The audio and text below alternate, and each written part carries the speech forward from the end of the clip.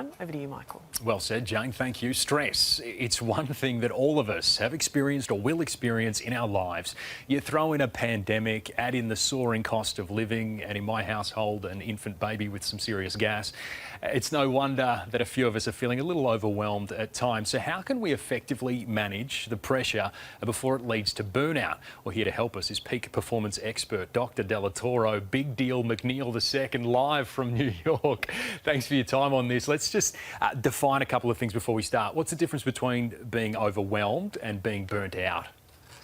Fantastic, Michael. I'm really excited about this opportunity to have this conversation. So I need you to understand that burnout basically is the candle that's out of wax. Literally, there is nothing left. No matter what you try to do with that wick, it's not going to burn. It's like the car that's out of gasoline. You're literally riding on fumes. That's burnout. And you can tell you're burned out when no matter how much sleep you get, you literally still feel exhausted. No matter what you accomplish and achieve, it kind of feels lackluster. And you kind of have a jaded and a negative perspective towards life no matter what's going on. Now, overwhelm is a little bit different.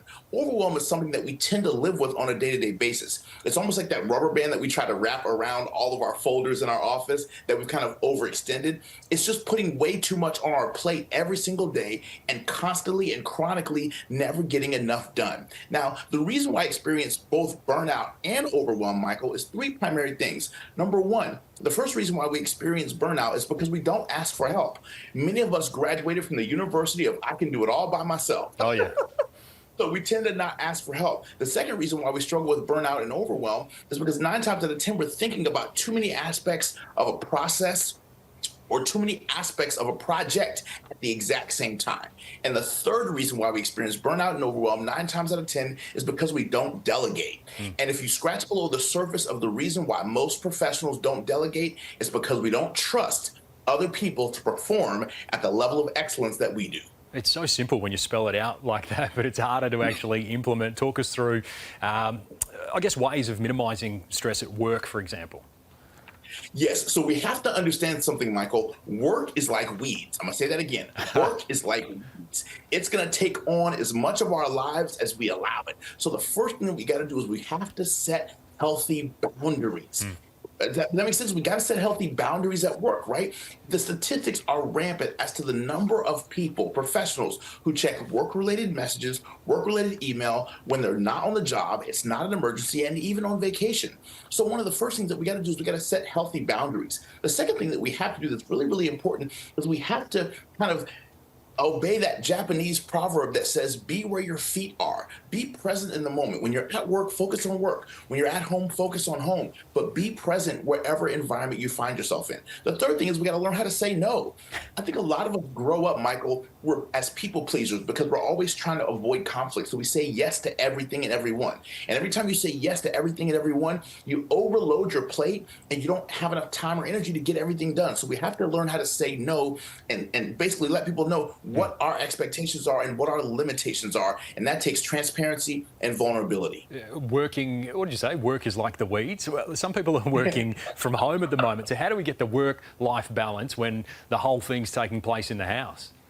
Absolutely. So our cars have a place at our house, it's the garage. Our clothes have a place at the house, that's the closet. So our work needs a place at the house. So set up a home office and work focused in that area. Another thing you could do is set up a daily success routine that includes taking breaks, getting about 10 or 15 minutes out in the sunshine, getting some exercise in, eating healthy things, staying connected with friends and family that love and care about you, but making sure you're not letting that work that's in that home office literally seep out to all the other areas of your house and take over everything. That's fascinating. A daily success routine. Just talk us through a couple of steps in yours because you are full of juice this morning. So like, what does your daily success routine look like? Michael, fantastic. As soon as I wake up in the morning, before I do anything, I grab my gratitude journal and I make a list of 8 things that I'm grateful for the day, before the day even begins. And I also take time to say a quick prayer, whether you say that to God or divine source or whatever you believe. I'll say a quick prayer of gratitude and expectation, and I set an intention as to what I want to happen that day. I stay connected to good friends. I believe in listening to positive music and positive podcasts, and I love to read about 8 or 10 pages of personal development that keeps me focused on my goals and my dreams. You are on. You're good at what you do. Just for the rest of us, normal humans, heading home, how do we perhaps stop bringing that stress that we take from work to our loved ones? What are some strategies? Michael, that's a significant question, man, because listen, from now on, we cannot give work our best and give our friends and family our rest. Our friends and family don't deserve our leftovers. So it's vitally important that we learn how to detox, how to compartmentalize. So if you're commuting back home from a work day, three things, simple things you can do right now. Number one, listen to some really great music that puts you in a peak state, right? Yeah. So that you can start to shift over from being in work mode to being in home mode. Number two, listen to a good podcast or listen to something that really inspires you and uplifts you.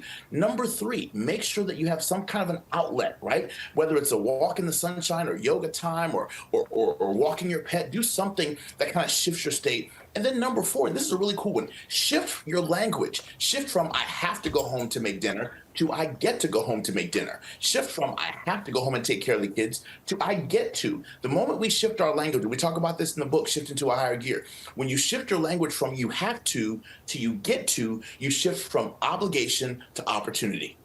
Thanks for transferring some of that energy this morning, Doctor. You can find Dr. Delatoro's book, Shift into a Higher Gear. It's in all major bookstores. Davina, over to you.